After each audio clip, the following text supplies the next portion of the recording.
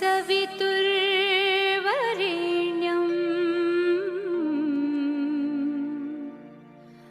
भर्गो देवस्य धीमहि धियो यो नः प्रचोदयात्। हेलो बच्चों, आज मैं कीर्ति श्रीवास्तव आपके सामने दूसरा वीडियो लेकर के उपस्थित होने जा रही हूँ और आज हम क्रियाएं पढ़ेंगे। पिछले वीडियो में स्वर और व्यंजनों का उच्चारण स्थान बताया था और अब वो तो हम बार बार रिपीट करेंगे क्योंकि आगे आपको संधि और सभी चीज़ें पढ़ना है, तो वो चीज़ें बार बार रिपीट होंगी। आज हम जो पढ़ेंगे वो क्रियाएं हैं। क्रियाओं का हम प्रयोग कैसे करेंगे, कितने पुरुष हैं, कितने वचन हैं, कितने कर्ता क्रिया, ये सारी चीजें हम आज लेकर के उपस्थित हुए। संस्कृत में 3 पुरुष, प्रथम पुरुष, मध्यम पुरुष, उत्तम पुरुष। प्रथम पुरुष को अन्य पुरुष भी कहते हैं, यानी थर्ड पर्सन। वचन 3 है, एक वचन, द्विवचन, बहुवचन। हम दूसरी भाषाओं में एक वचन और बहुवचन पढ़ते हैं, लेकिन संस्कृत में 3 है, 1, 2 और 3, एक वचन, द्विवचन, बहुवचन। अब आज आपके सामने हम क्रियाएं लेकर के उपस्थित हो रहे हैं। क्रियाएं हैं पठ, लिख, धाव, चल, क्रीड। पढ़ना, लिखना, चलना, जो बाकी सभी भाषाओं में पढ़ते हैं, संस्कृत में भी ऐसे ही पढ़ते हैं, लेकिन उनका जो रूप है वो थोड़ा सा अलग होता है। उनको हम किस तरह से प्रयोग करेंगे, आज मैं आपके सामने ये बहुत ही महत्वपूर्ण वीडियो लेकर के उपस्थित। चार्ट बना हुआ है, इसमें धातु रूप, धातु यानी क्रिया, और लट लकार यानी वर्तमान काल, प्रेजेंट टेंस। वचन है आपके सामने, एक वचन, द्विवचन, बहुवचन। पुरुष है, प्रथम पुरुष, मध्यम पुरुष, उत्तम पुरुष, यानी फर्स्ट पर्सन, सेकंड पर्सन और थर्ड पर्सन, जिसको हम प्रथम पुरुष कहते हैं, ये थर्ड पर्सन है और इसको अन्य पुरुष भी कहते हैं। अब ये आपके सामने एक क्रिया है पठ, पठ यानी पढ़ना। लिख, चल, सभी का रूप इसी तरह से चलेगा। आपके सामने प्रथम पुरुष है पठति, पठतः, पठन्ति। मध्यम पुरुष है पठसि, पठथः, पठथ, पठामि, पठावः, पठामः। तो ये 3 पुरुष में क्रियाएं इस तरह से धातु रूपों की बनती हैं। अब लोग कौन कौन से हैं जिनके साथ हमको ये क्रियाएं प्रयोग में करना है? तो प्रथम पुरुष है रामः, यानी थर्ड पर्सन, अन्य पुरुष। रामः का सर्वनाम है सः, रामः पठति, और अगर कहेंगे वह पढ़ता है तो हम कहेंगे सः पठति, सः यानी वह। रामौ पठतः, राम, 2 राम पढ़ते हैं। अब 2 राम यानी 2 राम, 2 लोगों के नाम हो सकते हैं। रामः, रामः श्यामः च पठतः, 2 लोग। रामः, श्यामः, मोहनः, कितने भी 2 से अधिक नाम के साथ में हम लगाएंगे पठन्ति। इनके सर्वनाम है सह पठति, वह पढ़ता है। तौ पठतः, वे 2 पढ़ते हैं या वे दोनों पढ़ते हैं। ते पठन्ति, वे सब पढ़ते हैं। अगर आपने किसी भी क्रिया को अलग अलग जगह पे लगा दिया तो गलत हो जाएगा। अब ये तो हो गया पुल्लिंग। स्त्रीलिंग है लता पठति, लता पढ़ रही है। लता के लिए सर्वनाम है सा पठति, वह पढ़ रही है। लते पठतः, 2 लताएं मतलब 2 लड़कियों के नाम। लता, दिव्या च पठतः। ते पठतः, ते यानी वे दोनों पढ़े। अब ते यहाँ पे भी है, यहाँ पे भी है, लेकिन इसके साथ में पठन्ति यूज होगा तो ये प्रथम पुरुष का बहुवचन माना जाएगा और पुल्लिंग का बहुवचन माना जाएगा, और ते के साथ में पठता यूज होगा तो ये स्त्रीलिंग का द्विवचन। आपको इसका प्रयोग जानना जरूरी है। तो लते पठतः, 2 लताएं यानी लता और दिव्या यश पढ़ रही हैं। 2, वे दोनों पढ़ रही हैं। ते पठतः यानी वे दोनों पढ़ रही हैं। ताः पठन्ति, लताः पठन्ति, लताएं पढ़ रही हैं। अब लताएं यानी यहाँ पे कई लड़कियों के नाम, 2 से अधिक लड़कियों के, स्त्रियों के नाम। लताः पठन्ति, ताः पठन्ति, वे सब पढ़ रही हैं। अब नपुंसक लिंग में पत्र तो पढ़ेगा नहीं। पत्रम पतति, पत्ता गिर रहा है। तत् पतति, वह गिर रहा है। यहाँ पठ की जरा ता आ जाएगा, पतति। पत्रे पततः, 2 पत्ते गिर रहे हैं।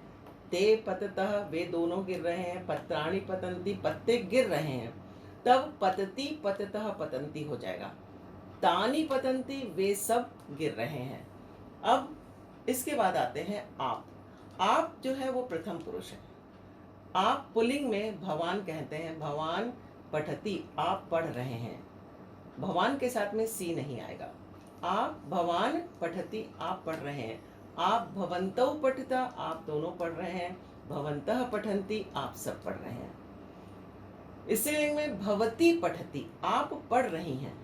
भवत्यौ पठिता आप दोनों पढ़ रही हैं। भवत्यः पठन्ति आप सब पढ़ रही हैं। तो इस तरह से ये प्रथम पुरुष के कर्ता हैं जिनके साथ में ती तह अंति की क्रियाएं लगेंगी। क्रिया में ती लगेगा, तह लगेगा और अंति इन लोगों के साथ में लगेगा। अगर इनके अलावा आपने किसी और के साथ लगाया तो गलत। अब आया मध्यम पुरुष यानी सेकंड पर्सन। सेकंड पुरुष पर्सन है पठसी पढ़ते हो, त्वम पठसी। त्वम पठती लिखा तो गलत। युवाम पठता तुम दोनों पढ़ते हो। युवाम के साथ में पठ ये लगा दिया तो गलत। यूयम पठत तुम सब पढ़ रहे हो। तो इस तरह से मध्यम पुरुष है त्वम युवाम यूयम तुम दोनों तुम सब, ये मध्यम पुरुष है यानी सेकंड पर्सन। अब फर्स्ट पर्सन कौन है? पठामी पढ़ता हूँ, पठावा हम दो पढ़ते हैं, पठामा हम सब पढ़ते हैं। अहम पठामी मैं पढ़ता हूँ, आवाम पठावह हम दोनों पढ़ते हैं, वयम पठामा हम सब पढ़ते हैं। जिस ये सब करता है, प्रथम पुरुष मध्यम पुरुष उत्तम पुरुष ये सारे करता है और उनके साथ लगने वाली ये क्रियाएं हैं। जिस प्लेस का कर्ता होगा उस प्लेस की क्रिया ही उसके साथ लगेगी। अहम के साथ में आप पठती लगा देंगे तो गलत।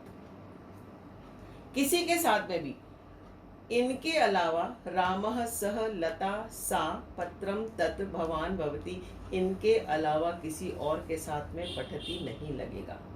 इन्हीं के साथ में केवल लगना है। दो लोगों के साथ में तह लगेगा, दो से अधिक लोगों के साथ में अंति लगेगा। तुम के साथ में सी। अब तुम पढ़ रहे हो तो तुम पठसी, तुम खेल रहे हो तो तुम क्रीडसी, तुम लिख रहे हो तो तुम लिखसी, तुम चल रहे हो तो तुम चलसी। युवाम पठथ तुम दोनों पढ़ रहे हो, युवाम लिखथ तुम दोनों लिख रहे हो, युवाम चलतः चलथ तुम दोनों चल रहे हो, युवाम क्रीडथ तुम दोनों खेल रहे हो। इस तरह से युवाम के साथ में थ ही लगेगा और युवम के साथ में थ। अहम के साथ में आमी ही लगेगा, आवाम के साथ में आवह ही लगेगा, वयम के साथ में आमह ही लगेगा। ये चार्ट आप अपनी कॉपी में बना लें और आपके साथ आपको जो मैं ये बहुत इंपॉर्टेंट चीज़ बता रही हूँ, इसमें जब आप वाक्य बनाएंगे तब आपको समझ में आएगा कि कौन से पुरुष कौन से कर्ता के साथ में कौन सी क्रिया लगेगी। ये आपको मैंने आज समझाया है, इसको अच्छी तरह जान लें। जिस स्थान पर जो भी करता है उस स्थान की क्रिया ही उसके साथ लगेगी। किसी और के साथ में आप मैच करेंगे तो गलत हो जाएगा। तो इस तरह से first person, second person, third person, इन लोगों को जान ले और इनके साथ में कौन सी क्रिया लगेगी, ये आज आपको मैंने बताया। ये बहुत ही इंपॉर्टेंट बात है। इसके बाद अब जो मैं तो इस तरह से बच्चों मैंने आज आपको लट लकार के कर्ता और लट लकार के क्रिया, प्रथम पुरुष, मध्यम पुरुष और उत्तम पुरुष, फर्स्ट पर्सन, सेकंड पर्सन और थर्ड पर्सन की आपको क्रियाएं बताई। किसके साथ में कौन सी क्रिया लगेगी, ये बहुत ही महत्वपूर्ण बात है। जैसे आप इंग्लिश में यूज़ करते हैं फर्स्ट पर्सन सेकंड पर्सन के साथ में वर्ब यूज़ करते हैं, ऐसे ही ये वर्ब का चार्ट है, क्रियाओं का चार्ट है। और आपको ये समझना जो बहुत ज़रूरी था, इसलिए मुझे आपके सामने ये सब चीज़ें रखनी पड़ी कि आप कर्ता और क्रिया को अच्छी तरह से समझ पाएँ। अगले वीडियो में मैं भविष्य काल के साथ में आपके सामने प्रस्तुत होंगी और आपको वो क्रियाएं बताऊंगी कि आपको कैसे उपयोग करना है भविष्य काल के शब्दों का। बहुत बहुत धन्यवाद। वीडियो को लाइक करें, शेयर करें और चैनल को सब्सक्राइब करें। कमेंट भी करें कि आपको क्या ठीक लगा, क्या ठीक नहीं लगा। मैं आगे आने वाले वीडियोस को बहुत इम्प्रूव करके आपके सामने प्रस्तुत करने की कोशिश करूंगी। हो सकता है कुछ आपको इसमें दिक्कत आए, लेकिन मैं कोशिश करूँगी कि आगे आने वाले वीडियोज़ को मैं और अच्छी तरह से प्रेज़ेंट कर सकूँ। धन्यवाद।